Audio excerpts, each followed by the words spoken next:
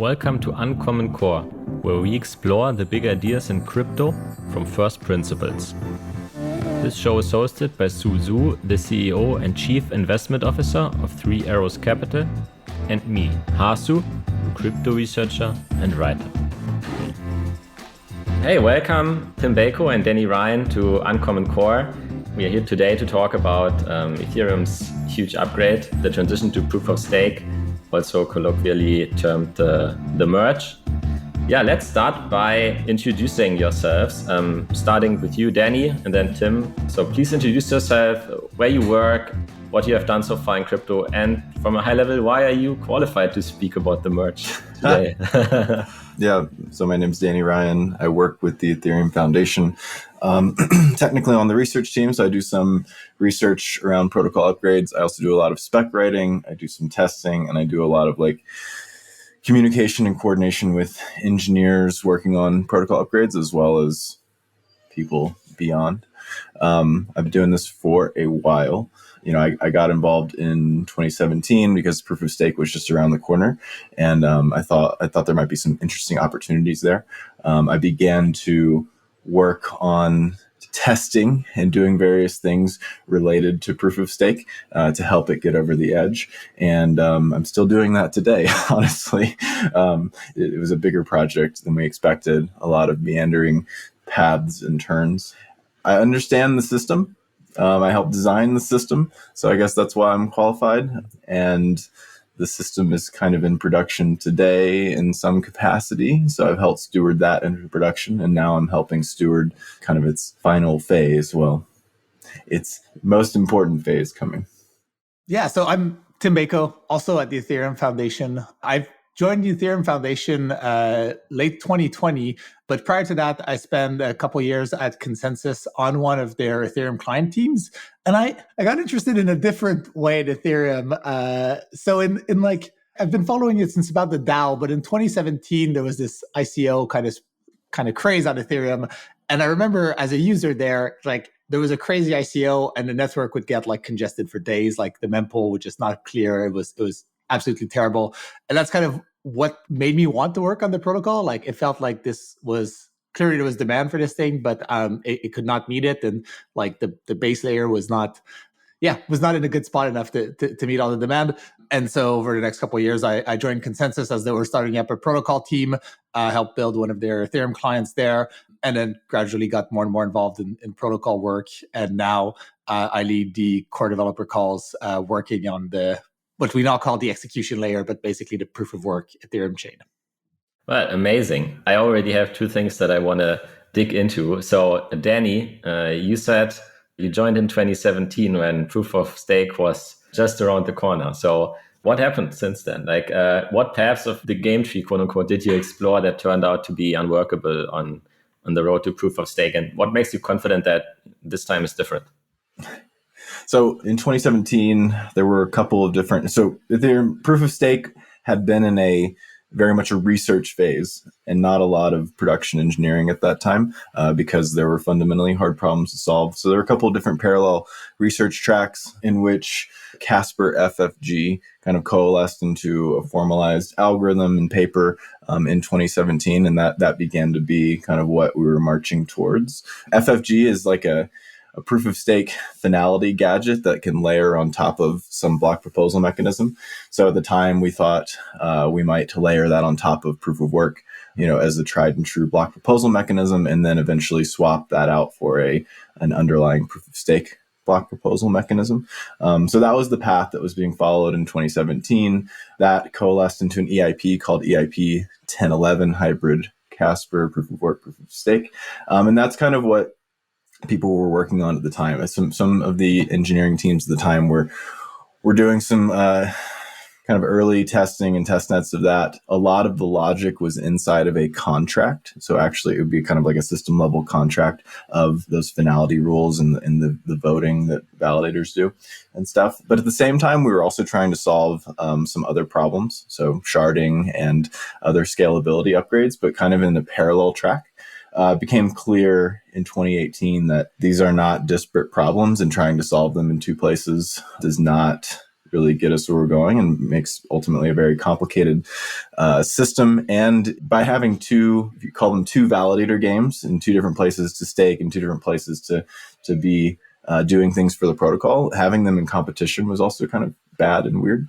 And the two things are sharding and block production. Oh yeah, define these things. So in any consensus algorithm, we need to produce blocks. Mm-hmm. So there's consensus participants that produce blocks, miners in proof of work, validators in proof of stake. These people generally have some amount of capital that they've dedicated to the system, either in the form of mining hardware and energy consumption in proof of work, or the in-protocol asset itself, Ether, in proof of stake, that gives them the right to play this game and produce blocks. And then the other one was sharding. Essentially, we're beyond trying to make the protocol more secure and more sustainable in this proof of stake migration, we also would like to make it more scalable. Mm-hmm. And designs that try to get more out of the consensus mechanism, we often in the Ethereum landscape call sharding. There's lots of different flavors and explorations in this domain, but essentially, can we take the same amount of crypto economic capital and the same consensus participants to come to consensus on more? Interesting. Yeah. I personally have never looked too deeply into sharding, and I would assume that most of my listeners haven't either. So I was interested in double clicking on this idea that sharding is something that, that the block producers do, because I don't think most people have this mental model. Right. And you could imagine having a different set of participants, like the block producers of the kind of the L1 chain, and then some other consensus participants that go and do this other thing to try to scale out in these other scalable zones. But those designs, kind of having them disparate in the designs, does not make for elegant designs. So that's something that we were doing in 2018, is we kind of had these two different in-protocol games, the proof of stake game and then kind of the sharding game. And that wasn't very nice. As well as EIP 1011, the minimum stake to be involved was 1,500 ETH, and which was not really great from a decentralization perspective, from allowing hobbyist home stakers to get involved. And with some insight from Justin Drake and some others, being able to leverage BLS aggregate signatures, we were able to kind of go into a different design landscape that was a bit more radical than EIP 1011, to reduce the participation threshold to 32 ETH. And we went into a totally different design landscape where we're kind of re-architecting the Ethereum consensus, not as a layer on top of proof of work, but as this totally separate thing that we're operating in parallel. That then happened for a while. That consensus mechanism, the Beacon chain, was released at the end of 2020 with a number of new teams working on it. So, the classic teams, Geth, Parity, they kept kind of the charge on that proof of work chain, kept refining it and optimizing it. Whereas some new teams came in and built out this consensus mechanism called the Beacon chain, launched at the end of 2020, a meandering path of refining the specifications and getting this thing into production and testing. That took a couple of years. That's been in production in parallel with the proof of work chain. And now we're bringing it together. Yeah, you touched a little bit on the process, and both of you are working for the Ethereum Foundation. So maybe, Tim, can you give us some insight on what is Ethereum Foundation's role in protocol development and for a complex proposal like proof of stake? How does it go from idea to production? What parties are in charge here and working together? Right. It's funny to think of proof of stake as a proposal in a way, because it was always part of the Ethereum roadmap, right? And the reason I say this is there's things that are actual proposals, like say EIP 1559, where there's a big part of the process that's getting community consensus around this and making sure that this is actually a change that people want. And I think with proof of stake, we haven't really had to do this because it's been part of the roadmap. And I think also because Ethereum Classic exists, and I think that it was much earlier on, but it did give kind of an off-ramp for people who were not on board with the whole migration to move away. So for basically everything else, I think making sure that the client developers and researchers get the right inputs from the community is a big part of the job. But I think in this case, not as much. The thing that EF ends up doing a ton of is cross-client testing and infrastructure. So as Danny kind of mentioned, and again, if your viewers are not familiar with Ethereum, this might be relevant. Ethereum does not have a single implementation like Bitcoin, right? In Bitcoin, you have Bitcoin Core, and this is basically the protocol. Ethereum instead has like written specification, which is the yellow paper on the proof of work chain, and there's an executable spec on the beacon chain. So we do a lot of work, maintaining those and then providing testing infrastructure for the different client implementation teams to then write their implementation up to spec. And so I think the other thing we do is just generally kind of provide momentum in a way where we get all these teams together in calls every 2 weeks, both Danny and myself, and kind of, make sure that we're making progress, that we're like finding the biggest issues and blocking those. We'll organize, some research workshops, get everybody together in person to do different things. And historically, the EF did a lot more like hands-on kind of development. The Get team being like the most kind of notable example where they are still kind of developing their client today. But on the proof of stake side, for example, there is no Ethereum Foundation client, right? Like the Get code base. So I think over time, it's definitely moved much more from like having to write all the code because literally no one else was doing it to then having to maintain kind of this core infrastructure that the different teams contributing to the protocol use. And then ideally, even over time, we'd like to get more and more of those teams to contribute back to this common infrastructure. Yeah. We spend a lot of time probably coordinating and helping people kind of see the options available and come to decisions and things like that. But we don't, the EF rarely is even in the position to be able to make a decision when it comes to like what gets to production. Obviously, I think the EF has a number of strong engineering talent or strong researcher talent. And so like they write good specifications, they have good ideas, but at the end of the day, because there's so many different teams involved and because of the way the kind of community works is, if the EF tomorrow said we must do X, it wouldn't necessarily happen.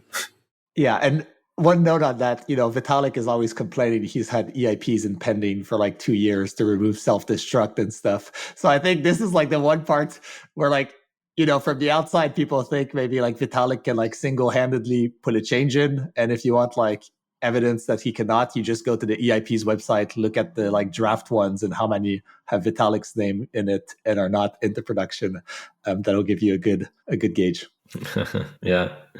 So Danny, can you describe what blockchains need a consensus engine for? And what is sort of the difference here between how it's going to work in proof of stake versus proof of work from a high level? Right. So something has to tell us what the state of reality is in a blockchain, right? And that is something has to order our interactions, usually called transactions, and allow us to agree on what the end result of that is. So abstractly, if we're just in kind of a accounts and balances, like I want to know that I have 2 Ether and you have 1 Ether, and not that you think you have 2 Ether and I have 1 Ether because of different perspectives on reality. And so a consensus mechanism ultimately, in these decentralized environments allow us to do that without, Visa or a bank or someone sitting in the middle of it. And what I like to call these, proof of work, proof of stake, and maybe proof of some other kind of stuff, they're cryptoeconomic consensus mechanisms, and they allow us to agree on the state of the world, assuming there's not some large enough economic actor attacking this thing. In proof of work, we make a claim that if not more than 50% of anyone on the network has more than 50% of the mining assets and power and burning of energy, then we can generally, assuming that we've seen all the same types of blocks, agree on what the state of the world is. So more concretely, in proof of work, we have people that want to show up. They want to make some money. They want to play an economic game. They take capital, and they want to participate in this cryptoeconomic consensus mechanism so they convert that capital into the asset that allows them to play that game. In mining, that is mining hardware. In Ethereum, that is generally done on GPUs. In other mining algorithms like Bitcoin and others, there's different types of hardware that you might invest in to do so. So you need hardware, and you need the ability to kind of continually demonstrate that hardware is dedicated to the network. Mm-hmm. And so you do that, you solve these kind of hashing algorithm puzzles through the burning of energy. And so you're kind of constantly dedicating economic resources to the protocol. In doing so, you get the right randomly every once in a while to make blocks. So the whole point of me doing that and dedicating all these economic resources to the protocol is to make blocks. And the protocol incentivizes those that get to make a block. They get some sort of issuance, so they get new assets, so new Ether in the form of Ethereum. And they also get transaction fees or other types of privileged things related to making blocks, maybe MEV and others, but don't have to get into that now. So crypto economic consensus algorithm, I post up a bunch of economic resources in the form of mining and proof of work, and I get to make blocks. I get to get some value. And the byproduct of me doing that is to make the network more secure under certain assumptions. So the more, crypto economic capital that shows up in mines, the harder it is for any one actor to get those amount of assets to kind of take over the network. So this is mining. Crypto economic consensus protocol. I have capital. I buy mining power and I run computationally hard puzzles. In proof of stake, it's a very similar idea. I like to call it proof of dedication of scarce resource to the protocol. It turns out proving that you're burning a bunch of energy on mining is an easy thing to demonstrate to the protocol through this kind of asymmetric hashing. But there's another thing that's easy to prove that you've dedicated to the protocol, and that's the in-protocol asset itself, Ether in our case. So instead of taking my capital and converting it into mining hardware, I take this capital that I want to participate in this game with, I convert it into Ether, the base asset of the platform. And instead of having to burn energy constantly to prove that I've dedicated it to the protocol, I can just lock it. So I can have an in-protocol mechanism to lock it, to deposit it into the consensus mechanism, to pretty much elect, hey, I'm playing this game now. I can now either maybe get some reward if I do well in the game, or maybe I can lose some money if I don't do well in the game. And so now, instead of burning energy and kind of proving with hashes that I'm dedicated to the protocol itself can say, okay, you're in the game. So every once in a while, the protocol will randomly say, hey, you validator, you can produce a block. And so instead of this kind of random extra protocol process, we have this pseudo-random in-protocol process. And similarly, I get to make blocks. And the reason I want to do that is I get some reward. I get to order transactions and get transaction fees. Additionally, in proof of stake, there are other kind of responsibilities given to you in the Ethereum proof of stake protocol. So not only do I make blocks every once in a while, which are made every 12 seconds, very frequently I'm called upon to just say, hey, what's the state of the world? What do you see as the head of the blockchain? We call this an attestation. Attestations kind of get to give continually crypto economic weight to blocks. And I think every like 6 minutes, each validator is called upon once to make one of these attestations to kind of like give weight to the chain. The summation of these attestations also allow us to finalize, so crypto economically finalize portions of the chain. And you don't really get this in proof of work. In proof of work, you kind of get this like the deeper the block is, the more likely it's not to be reorged because it's very costly to do so. Whereas in proof of stake, we get these points at which we can make stronger claims that are, unless 1/3 of all of the capital is willing to be burned, all the capital that is staking at the time, then, there won't be a conflicting chain with this chain.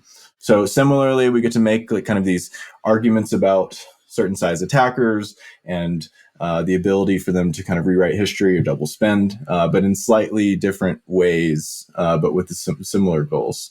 So we want to make blocks and we want to make claims about whether those blocks are true and canonical in both. I think, one way I've also thought about it much simpler is you're kind of figuring out what's a way to decide who the next block producer is without like a central party, right? And you need a way to decide between, various entities who gets that right. And proof of work, you get this as a proxy of your hash rate, right? Where, you can just increase the difficulty based on the hash rate. And then you kind of get this fair, lottery across all the participants. And then proof of stake, because we can shuffle the validators in the protocol, means we can then just ask them for kind of a fixed ticket size and shuffle that. And it's like a lottery as well. I think that for me, again, if your listeners are not like protocol researchers, it's kind of the thing that helped get it where you can, without a centralized third party, shuffle the block producer set and get kind of a fair weighting based on your stake or your hash rate. Mm-hmm. And then obviously you want to have a high amount of resources on both sides to make sure that it's secure against attackers coming in. Going to the economic resource, allows us to make it less gameable, right? Like the right to make a block is really valuable. Ideally, I can game that lottery and be able to make blocks disproportionate to other people. But the way we bound that to, a scarce resource in proof of work and in proof of stake makes it so that it is not gameable. I mean, it's only to the extent that you can apply more resources. And so it is kind of bound in reality. Yeah, I think in particular, I like this framing of blockchain needs a next leader who gets to propose the next block. How do we elect them? Both systems prefer to run a lottery instead of just saying, the wealthiest party gets to append it or whatever. And proof of work, like the lottery is run via hashing, and that provides sort of the Sybil resistance. And in proof of stake, sort of, you could also say, like everybody who participates in this lottery gets to this randomly drawn via some, on-chain algorithm. But this is just another way of saying like proof of X, right? Because people will do whatever it takes to provide more tickets. And so like you want to create a way to prove costliness and to create Sybil resistance that, doesn't result in, infinite negative externalities and is as fair as possible and equitable as possible and, access to the blockchain's native asset, I guess. Yeah. You could do, proof of car, but that's really hard to demonstrate to the protocol. That's right. Yeah. Or proof of personhood might actually make a reasonable consensus protocol, but like that's not like an easy problem to solve. You can't necessarily prove cryptographically that you are, a unique person and not gaming it as being another unique person. Yeah, I think it's a good exercise, I think, to understand, like to new people coming into the space. I always recommend try to like reverse engineer what these different parts of the blockchain are actually supposed to do. And then, just try to like think of a better way, try to like replace proof of work with proof of personhood or with proof of car or whatever, right? Or proof of bank account. And then tell me, like, does this achieve the goals better or does it have any drawbacks? And then I think it's very easy to see why a lot of blockchains have converged on either proof of work or proof of stake and why other proof of like X algorithms are usually like they have very large like drawbacks and are not really, on par with those two. Tim, why do we like the proof of stake? What do you think is the main reasons why we want to switch in the first place? I think these have changed over time, right? Like now, if you take like a non-blockchain native view, people talk about the environmental impact, and I think that's obviously like a big one, but it's kind of like something that we see now based on the scale of things that I don't think was kind of a huge motivation like almost 8 years ago when like these things were much smaller. I think some very early blog posts mention it as a motivating factor. I mean, it's been known that there's this thing that scales with the value of the platform that's not very nice. Right. Yeah. So that's definitely a big part of it, right? And like, again, it's like people are trying to quantify this, but I almost feel like it's like more of a qualitative difference. Like you go from literally raising the amount of computers you need to secure the network as like forever to not requiring any kind of excess computing resource beyond just running servers, which any single website or web application does. So that is like clearly a massive difference given like the scale of mining today. I think the other thing it gives us is like resilience against large attacks in like an iterated way, which you don't really get in proof of work. So in proof of work, if somebody picks up 51% of the mining power and starts attacking the chain, you have like two options. One is like you create more mining hardware to then, get the good guys 51% again. But then that's very kind of weak if someone already has half the hash rate. So the other option you have is you can change the hashing algorithm because both Ethereum and Bitcoin have kind of hashing algorithms which are optimized for certain types of computers. So if you change this hashing algorithm to something else, you can make all the current kind of computers useless and then move to another type of computer. The challenge with that is that at Bitcoin and Ethereum scale, there's like a limited number of computing devices that already exist in the world at the required scale to like provide the security. that these systems have. So Bitcoin's a bit easier to think about because it's mostly ASIC mining now. But imagine someone gets 51% of ASIC miners and like clearly is going to maintain that. Then you can either keep the chain operating under this like weird censorship condition, or you can choose to change the mining algorithm. So if you're Bitcoin, the only other type of mining algorithm you could consider is something where there's general purpose kind of computers available to mine this. So this would probably be like a GPU intensive mining algorithm. Mm-hmm. So you do this, you have this very controversial hard fork in Bitcoin. You've moved from ASICs to GPU mining. In that process, by the way, you also burn all of the honest miners because you can't discriminate. You break the good guys. Yeah, you can't discriminate between them at the protocol. Mm-hmm. So now you've moved to GPU miners, but what if your attacker had thought a step ahead of you and they also have, 51% of mineable GPUs under their control? There's just literally no other kind of computing device you can move to. And you're kind of stuck in that world where the attacker has maintained control over proof of work.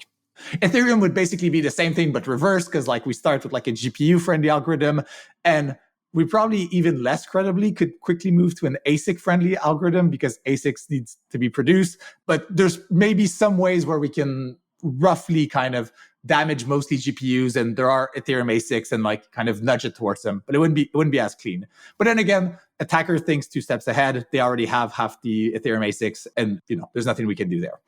So this is really bad because it's there's a pretty kind of short steps that some actor can take to make the consensus algorithm just not stable. Under proof of stake, like Danny mentioned earlier, once you get a third of the stake kind of committed to attacking the chain, they might be able to do things like revert previously finalized blocks or propose an alternate history for those finalized blocks. And that's, again, also very bad for the stability of the chain. But the thing that we have is those validator IDs are basically encoded in the protocol, right? So we can uniquely identify kind of the colluding validators directly within the protocol. And we can choose to apply as a social kind of coordination, socially coordinated hard fork, some penalties to those validator IDs, right? And we could, on the most kind of benign of cases, you could just forcefully exit them from the validator set. And this is maybe a world where imagine you have strong evidence that those validators are just offline, maybe they're just not attacking the chain, but so you could choose to just have a hard fork where we say, well, these validators are just forcefully withdrawn. Mm-hmm. And then you could go all the way to the more extreme case where if this was an attack on the protocol, you could remove those validators from the validator set and basically kind of delete their ether. And again, this would be something we have to socially coordinate. So it would be probably very contentious, but not more contentious than moving Bitcoin from ASIC mining to GPU mining, right? It's on that level. There are versions of attacks where you don't even have to socially coordinate, right? There's an in-protocol mechanism called slashing, where there are cryptographically provable, nefarious things where I essentially contradict myself, and I can lose my capital by contradicting myself. In the extreme, where an attacker is not only strong enough to create contradictory histories, but is strong enough to censor, then you might need to do kind of these social coordination. But in either of the events, I would argue that your proof of stake has better recovery modes in these extreme scenarios. These are not scenarios that you want to be in proof of stake or proof of work. These are disaster scenarios, but there ends up being a very concrete cost and ability for the network, which is the network community applications, to kind of pick things up and move forward. Whereas in proof of work, it's not so clear that there are good recovery mechanisms in the event of disaster. Right. And I think that the mitigation on proof of stake is also stronger because if you did end up in this absolute worst case scenario where there's some harm being done to the protocol, which you can't identify, in protocol, and you need to socially coordinate to resolve, then you say, you go all out, you literally remove that attacker's funds, they would have to then buy up a third of kind of the staking supply again, or acquire, right? I think, there is also a case where the attacker can just steal the supply or whatnot. So but they would need to then do that twice and, put all those new validators through the staking queue, have them activate on the network, have them become validators, and then kind of do their hostile takeover again. But then at that point, we can just repeat the same exercise. We can socially coordinate another hard fork, slash those validators again, and we can do this over and over and over. So there's no kind of and to the iterations. And everybody loves burned ETH, so right. But just the fact that we can do that over and over, I think is like a much stronger like deterrent to an attacker, because also you would think those hard forks get socially easier to coordinate. Like the first one will be extremely hard and whatnot, but then if the same attacker does the same thing 3 months later, it's like we already have the playbook to run through this. And yeah, there is like no limit to how frequent you can do that versus in proof of work after like 2 iterations of this game. If you're a large market cap asset, you're basically over. So I think that is a very nice property. Yeah. And again, you don't want to be in the scenario where you're doing this. You don't want to be in the scenario where you have to like socially have consensus to like burn a bunch of capital because there's an attack. So it's best as a discouragement.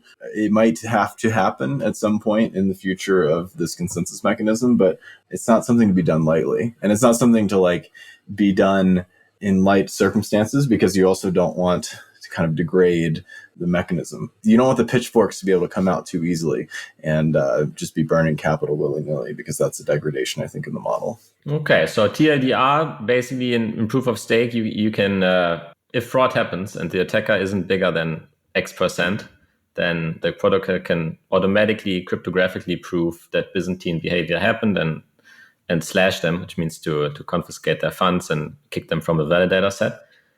Above X%, the same entity can also censor the fraud proof, if you will, and then you need to socially coordinate. But both are possible because validators can be individually identified and targeted in protocol, and unlike in proof of work, where you have this like amorphous mass of hash power that's sitting off chain, you can either target all of them or no one.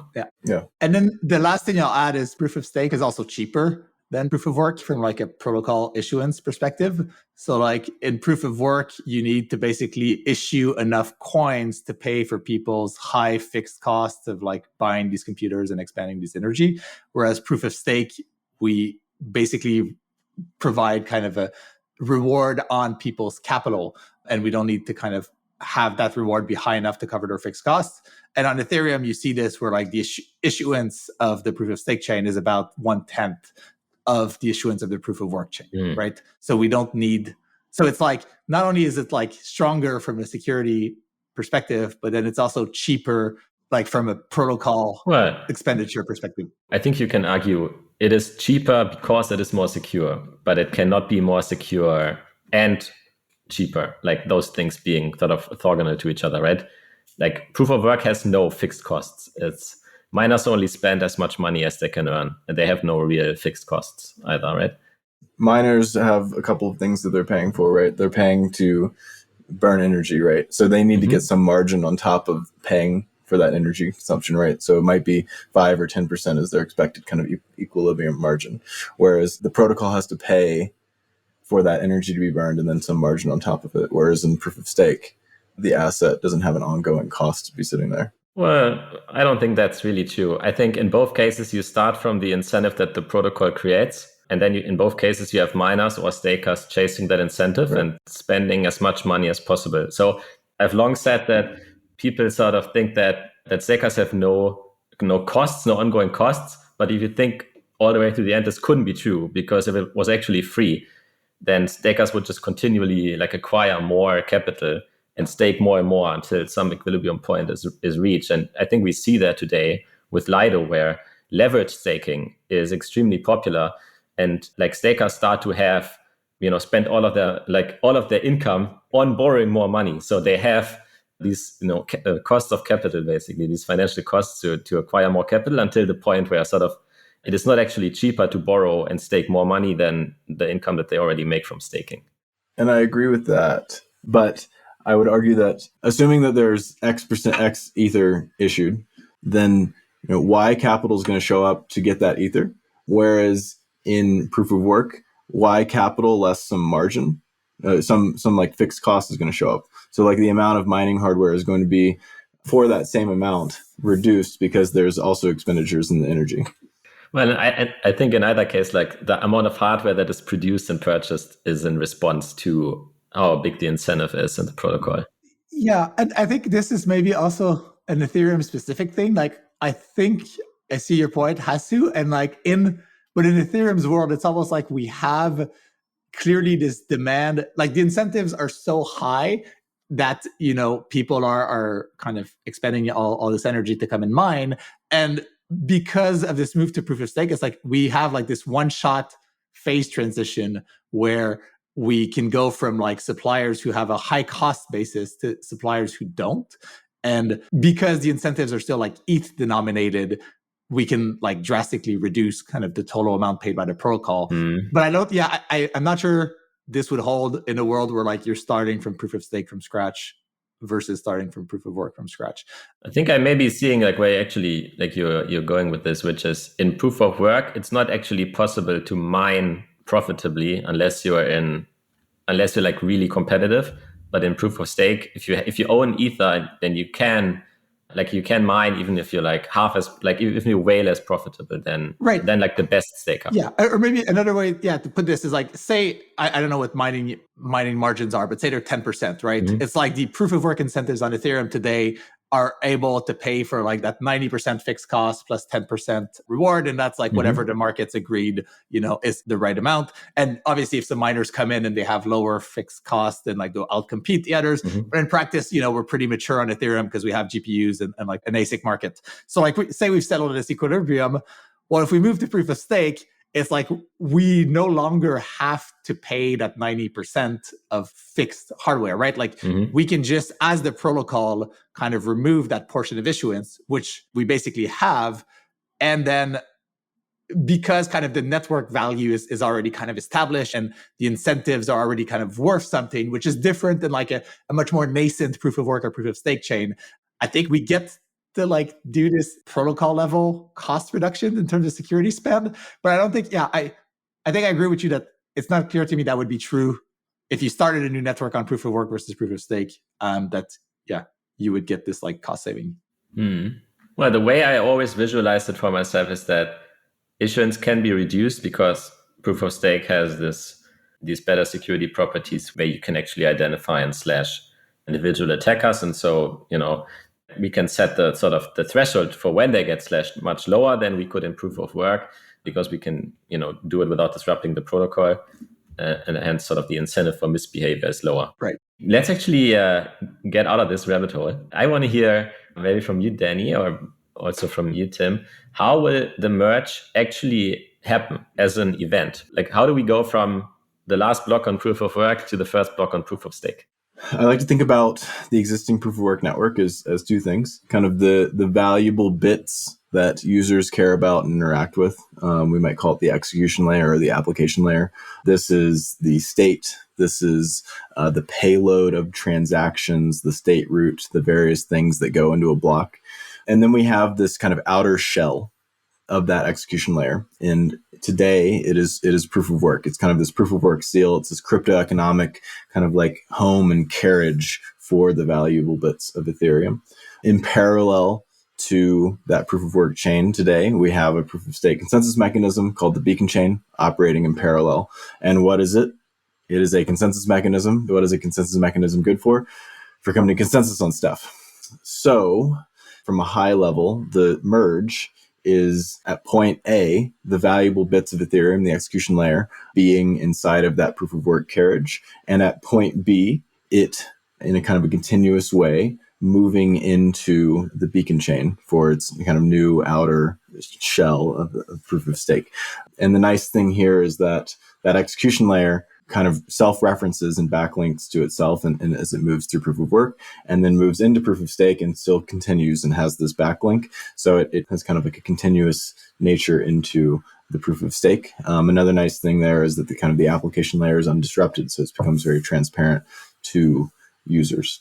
So what is actually happening there is that the proof of stake validators are watching the proof of work chain and waiting for some terminal condition to agree upon and begin in the next beacon block to kind of reference whatever the terminal proof of work block was as kind of the parent of its execution layer, and then begin to put the valuable bits of Ethereum to begin to pack transactions and reference the state root and other things like that.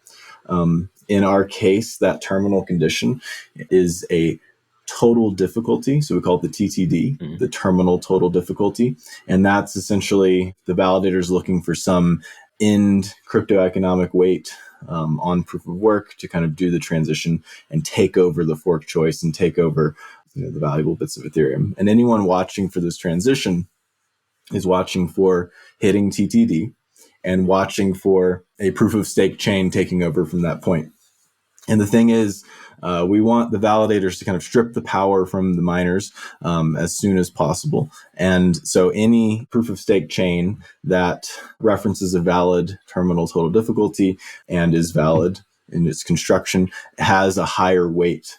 So I'm going to follow any such chain higher than any proof of work chain.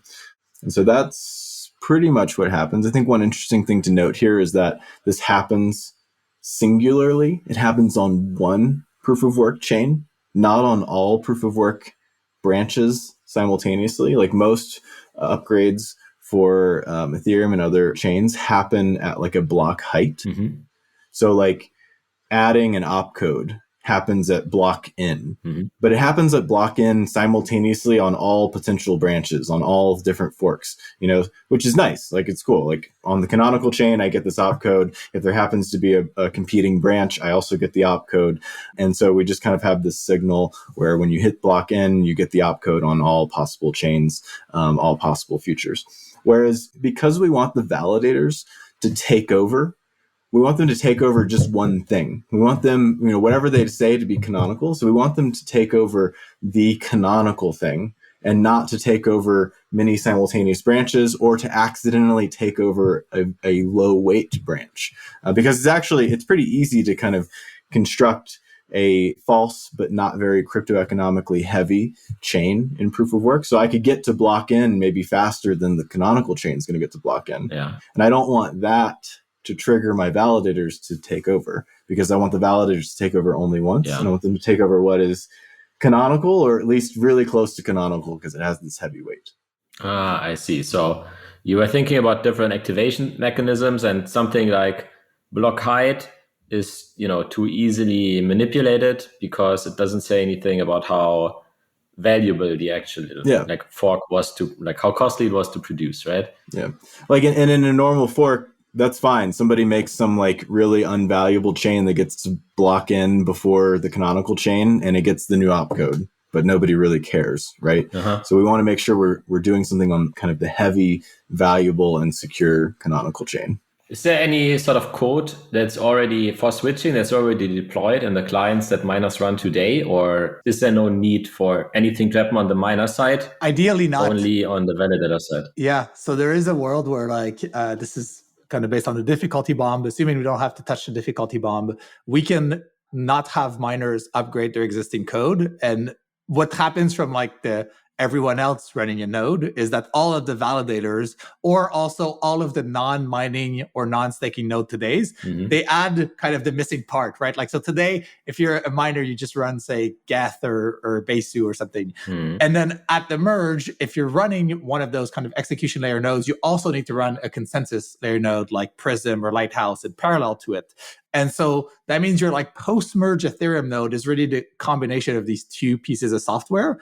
And because everyone else, say, except miners, kind of adds this consensus layer node on top, they all agree on what the TTD is. And then at that point, they kind of choose to listen to each other to get information about the head of the chain and just not listen to miners anymore. The one thing that's also kind of neat here is using this TTD is also robust to short attacks from miners. So because we are using the heaviest chain, any competing block which exceeds the terminal total difficulty, but whose parent does not, so the first block past that, is a valid last proof of work chain. And then the validator who's set to produce the next block can just choose from any of those and kind of go on and build on that block. So it's kind of neat where miners can it's possible both through malice, but also through regular operations that we do get two competing proof of work blocks. We get uncles on Ethereum, right?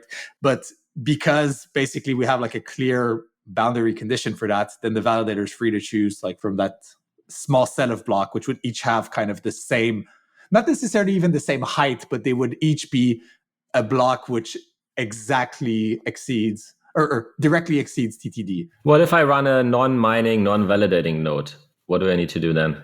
Non-binding, non-validating node. So it depends on which layer. So if you're running a non-binding, non-validating node on the beacon chain today, you need to add basically an execution layer node. And the reason for that is, imagine you're just running a node on the beacon chain today. You can verify everything, but after the merge, you're going to have these blocks which contain transactions as well. And you need to have an execution layer node to send the transactions to run them through the EVM and ensure that they're executed as per the protocol rules. Right. And vice versa. So if you're if you're running a node on the execution layer, after the merge, you don't know what the head of the chain is, right? Like, so you need a consensus layer node to tell you this is actually the latest valid block, and then you can verify its transactions. So this actually speaks to like an unbundling, right, of Ethereum, yes. Where today sort of the consensus and execution client is one and the same, and it will be different after the merge. Right. Yeah, you can think of like, what is Geth? Geth is like this kind of like thin, relatively simple consensus algorithm called proof of work. Yeah. And then like primarily dealing and handling with the execution layer. So dealing with like state and optimization and transactions. And like if you looked at their code diff over the past few years, proof of work probably like literally has been untouched, except for like people trying to introduce PoW.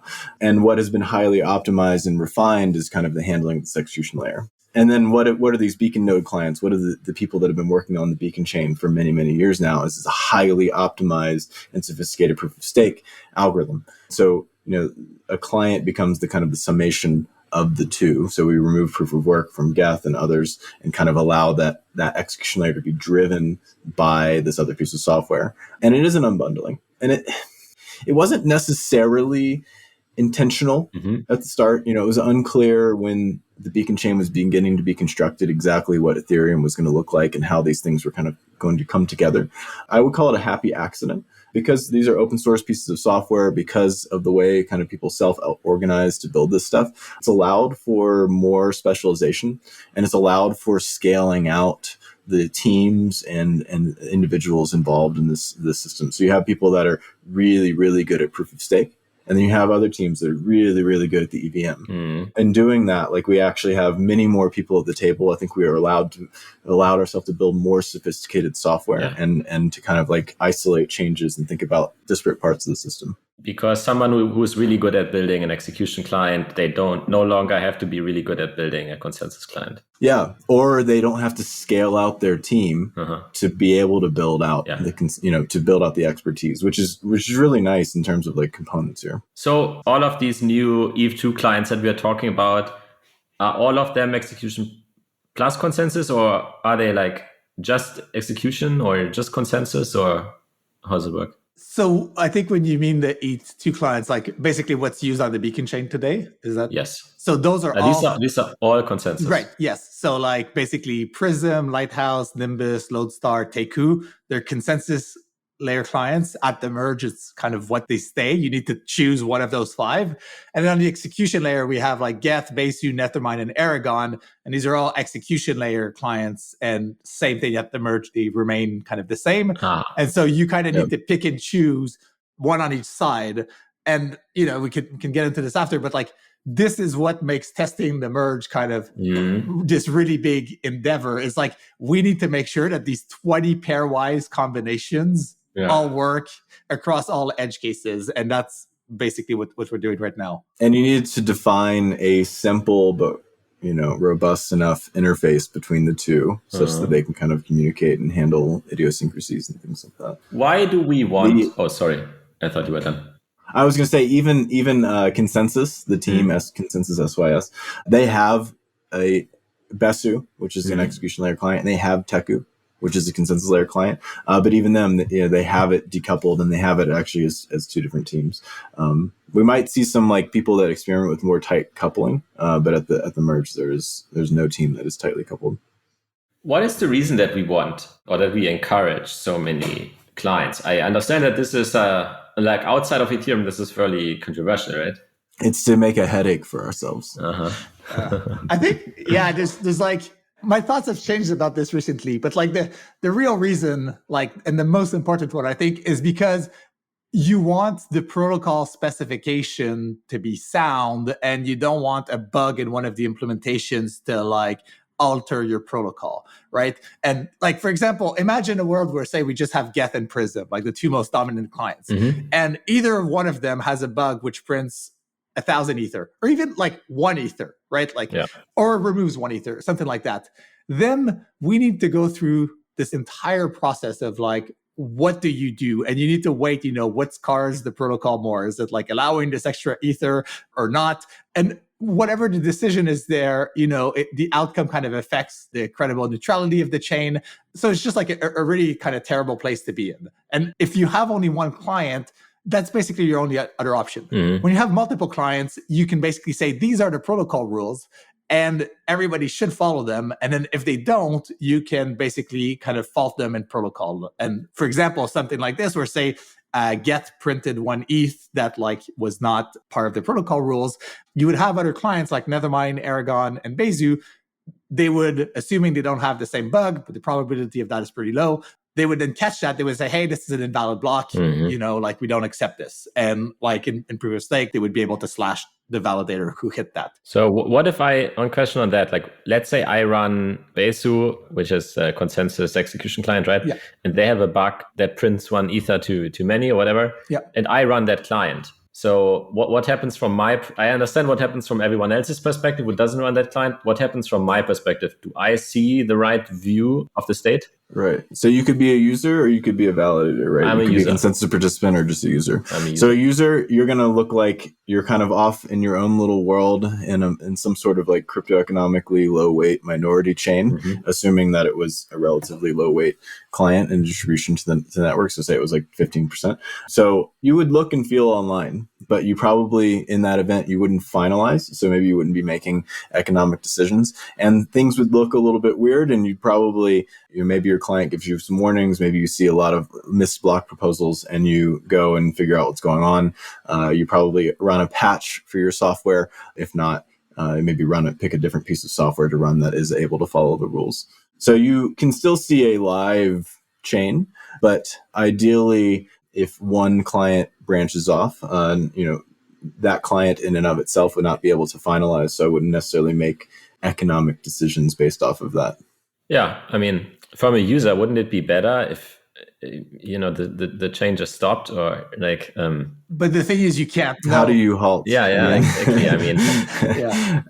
So I'm saying like, what isn't this more dangerous? So you do halt with respect to finality, depending on the weights here. Yeah, but which is nice. True. But from the user perspective, I don't necessarily notice that I have forked off. That feels more dangerous than me staying in consensus with everyone else on a chain that maybe has like a slight problem. I think even if you're right, like if it's net worth from the perspective of that user, the perspective we think is not just like of an individual user, it's like of the entire protocol. So the sum of the users. So it's like, sure, if you're the person running Besu and you left your validator, you're about to go for a 3-month no Wi-Fi trip and, Besu hits a bug the day after. It is kind of bad for you. And that's unfortunate. But from the Ethereum protocol's perspective, it also means the chain did not halt and kind of kept chugging along. And all the other users, realistically, like clients are able to reach the vast majority of end users with like upgrades and emergency releases. I mean, every time we have hard forks on Ethereum, we literally have to reach to every user and get them to upgrade their nodes. And we do. So especially even more so like consensus participants, like miners and validators, like they literally have funds at stake. And so typically if there is like an emergency release for a client, like the vast majority of people will adopt it. But of course, there are cases where like, that might be like unfortunate for users. Another important thing here is like kind of the social layer. Like, why can't there be many clients? Who's saying so? Who is deciding that there's only one client? What does that even mean? What is a protocol? A protocol is kind of just an abstract definition of rules. And there being many implementations of that protocol is kind of what we see as very natural, and helps like a more diverse conversation around the protocol, helps there not being one team enshrined that gets to dictate the protocol, rather than if there's only Ethereum core, then whatever is written into Ethereum core is now canon. Whereas, if there's more an abstract notion of what the protocol is, and there's many implementations of the protocol, you have a diversity of voice in trying to decide what actually goes into this thing. And two, you have a diversity of option in the event that people disagree. And so like, there's not only just this kind of resilience, it is more of a network resilience tactic rather than like kind of an end user, singular user resilience tactic. In any of these like bad network events where people disagree, there's going to be a user that maybe is hurt or maybe is like at least not live or is kind of confused or things like that. But like the network in most of these scenarios, we think is much more resilient, but it's also kind of in this like social layer, this governance layer, this like abstraction of what is the protocol, what it can be, who is at the table, all that kind of stuff. Yeah. Yeah. And one thing I'll add there, which is the thing that kind of hit me recently, is I do not think we could have as many smart people working on Ethereum if we just had one client.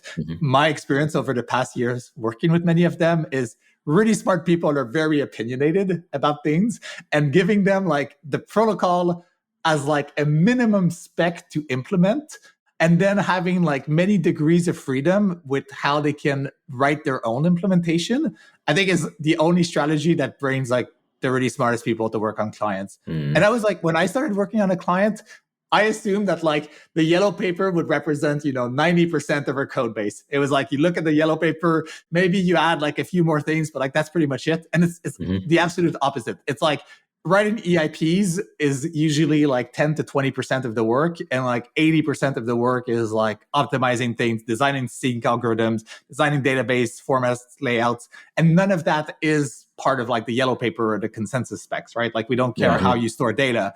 And I think, yeah, if we had only a single implementation, like you would not see any innovations happen there. And even in practice, we've seen a ton of things like Aragon spent years kind of refining a whole new database layout and achieved basically an order of magnitude reduction on like an archive node.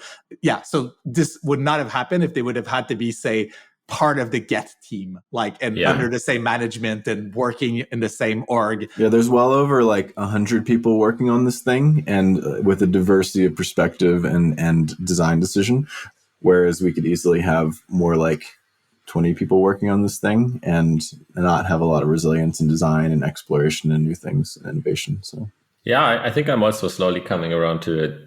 This idea that client diversity has some benefit. I think I disagree with you, Danny, that this is like quote unquote like a natural outcome. I think the natural outcome is one of heavy client centralization, but that doesn't mean that we should endorse it, right? Sure, and maybe natural is not the right word, but like in relation to, it is unnatural for there not to be able to be an additional client. There should be, that we should like make it as easy as possible for there to be competition at each layer of the blockchain stack, right? Including making a client, right? And I think what we have in Ethereum now, with there being such a clean separation between consensus and execution, goes a super long way towards that.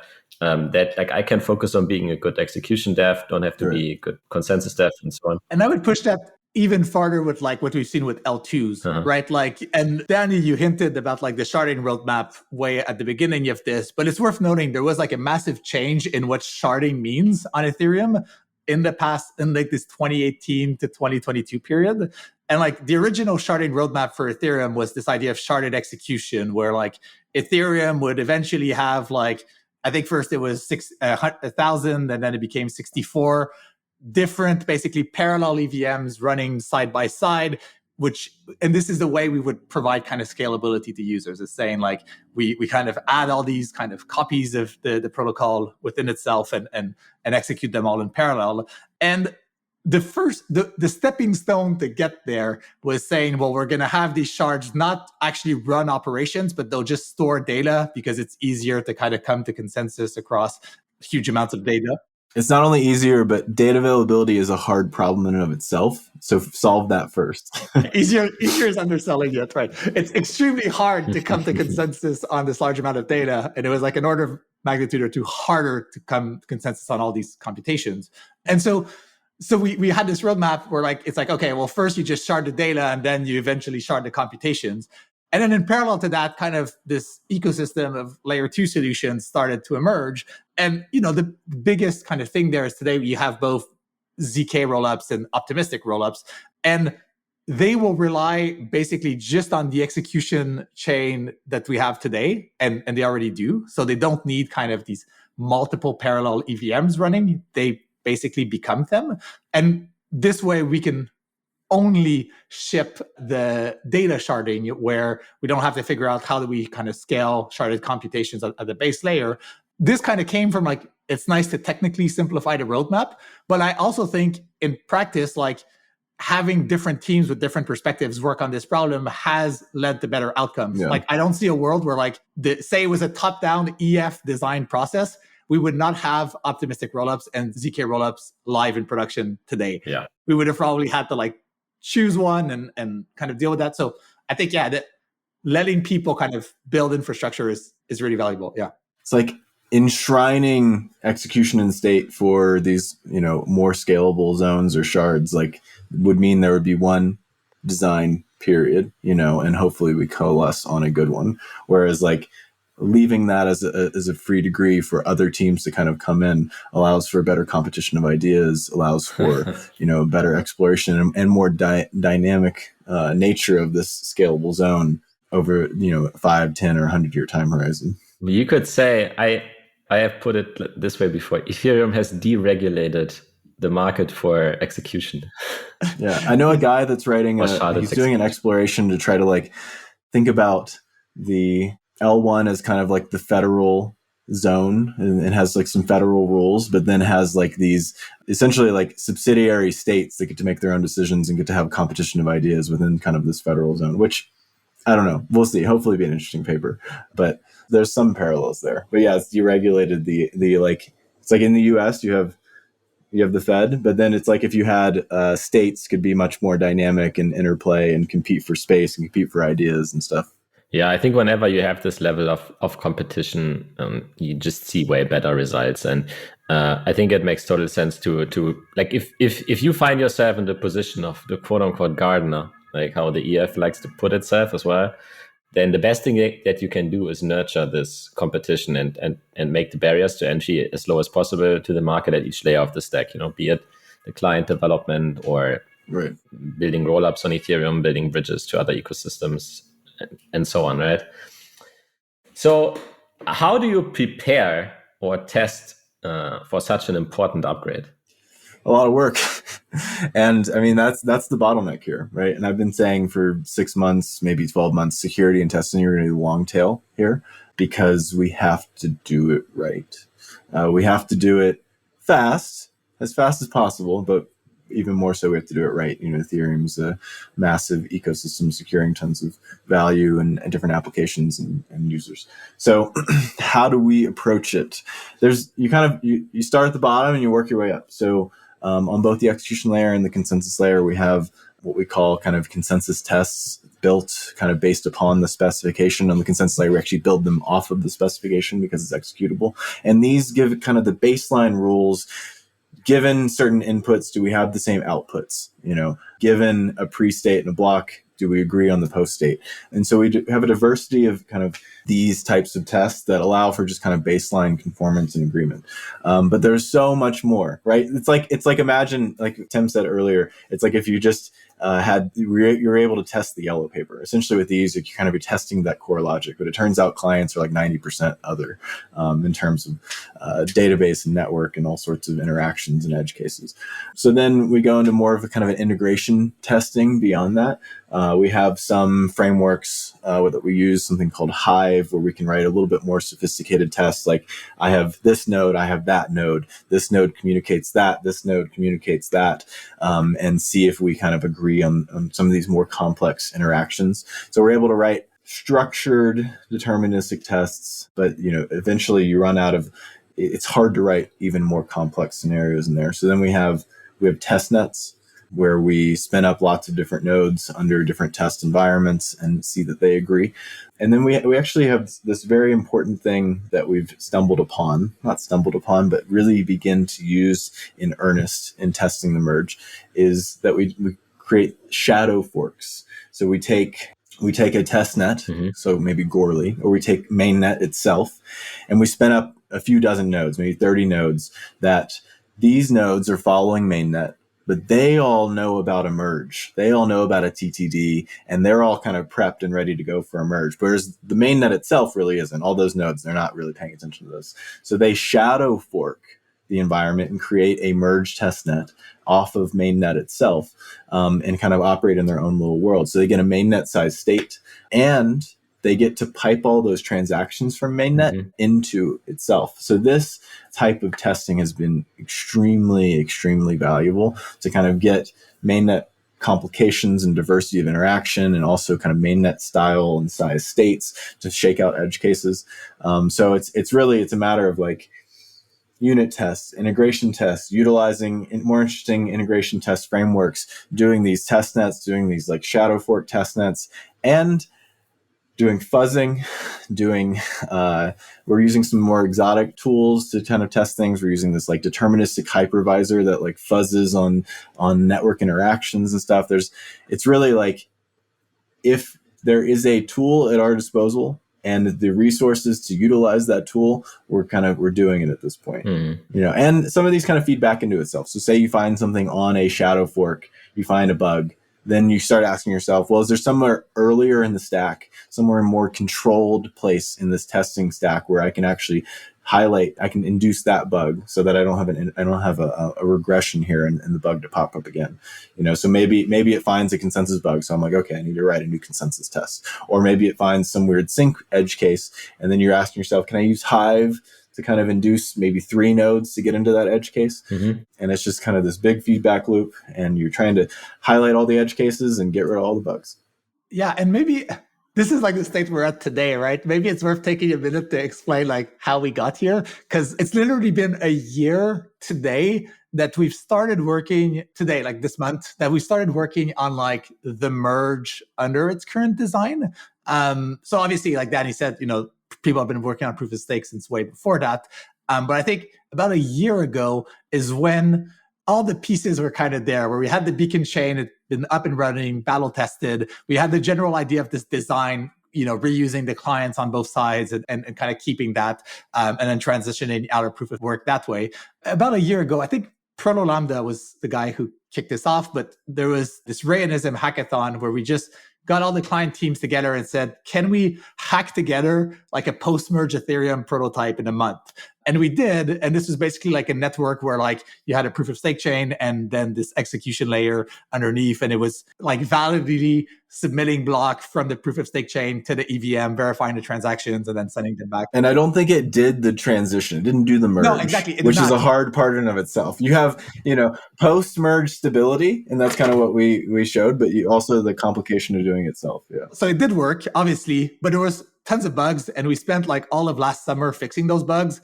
And then last fall, we all got together in Greece for a week with the client teams, and we basically spent a week trying to build a testnet which would run through the transition. So saying like, we think this architecture post-merge is sound. Let's see if we can like run through the transition. And we got everybody together for a week, locked them in a room, and then they did manage to get this testnet done.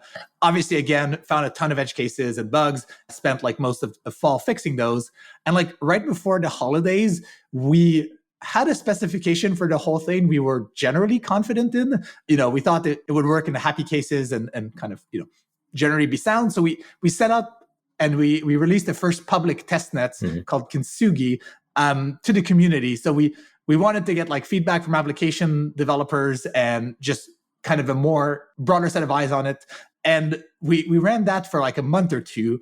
And the specification mostly worked, but we found a couple edge cases, which we then fixed. And so now we released this new testnet called Kiln. I believe this was in March, on which we basically expected the specification to be final, except for some minor changes. And it's been running since March, and we've had infrastructure providers test on it, applications. Obviously, all of the client teams and the EF testing teams have been using it. And then now the next step we've had after that is basically the shadow forks, which Danny mentioned, which are taking the existing mainnet and only a small number of nodes and making sure like, can those nodes actually run through the transition smoothly in mainnet's conditions? And we're basically kind of all green there. We find some minor issues, but pretty much stable. And then the next step after that would be forking these existing public test nets and then mainnet. Getting close.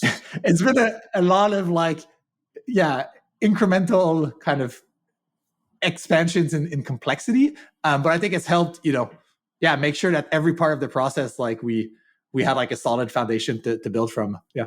And I guess something that I left out is that what I was talking about was testing the protocol and testing the software, but users have to test, right? And so that's where Kiln and that's where these forking of the public test nets is very important, so that end users, those that run validators, those that run infrastructure, those that run dApps and applications, can kind of vet these new setups and see what does need to change, see what doesn't change, make sure their APIs all work, that kind of stuff.